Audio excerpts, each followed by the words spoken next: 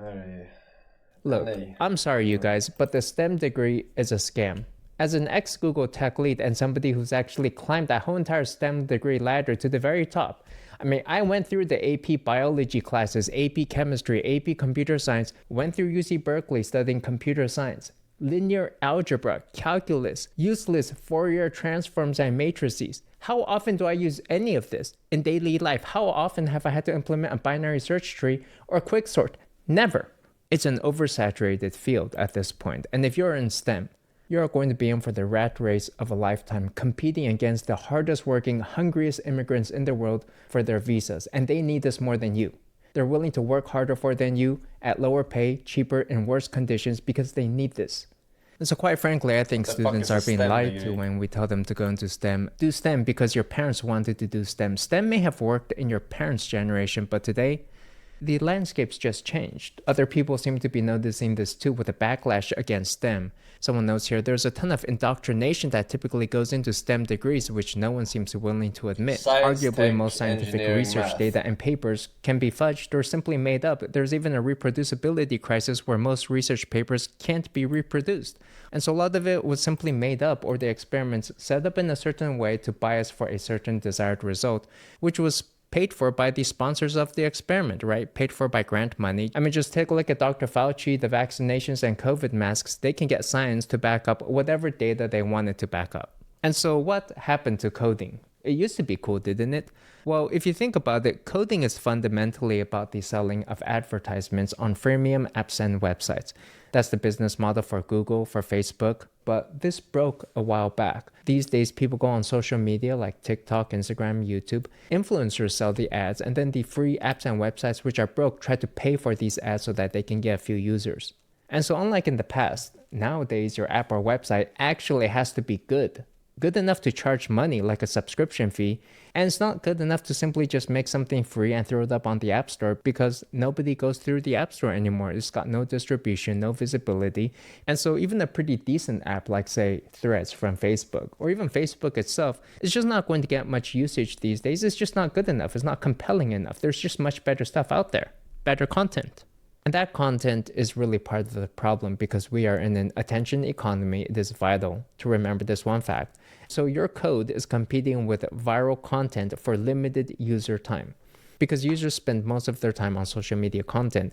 And the problem is this social media content is going viral every single day. Can your code go viral daily? Is your app that addictive and fun? The fact is, code can't really compete with viral content. We saw VR fail, we saw ChatGPT even fail. It had this 15 minutes of fame, but a lot of these very innovative tech services just aren't interesting enough compared to just that daily viral news grind. And so what really happened is media came in and beat code. And in a way, media has always been number one. Hollywood is number one. Coding and engineering were never glamorous jobs historically, similar to, say, construction worker, electrician, or plumber. Today, they're simply the digital equivalents of such. If you look at the longer history of human civilization, engineers were, they were the slaves building the pyramids of Egypt. They were the ones building the Great Wall of China, building the dams, the infrastructure engineers, building toilets and roads. And STEM was mostly this hard path of long hours, low pay, and no status. And it's going to go back to that.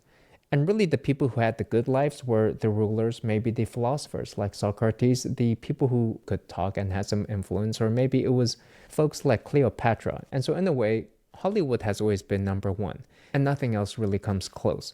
This was the way in the 1950s, where everybody idolized the stars, the actors and actresses, but somehow everyone today seems to have been brainwashed into the STEM degree as the path to success. Hey, you gotta learn robotics, you gotta get into coding, you gotta learn biology, get into matrix math, you gotta learn your eigenvalues, coding, you gotta learn your JavaScript and Java, public static void main string args, return zero.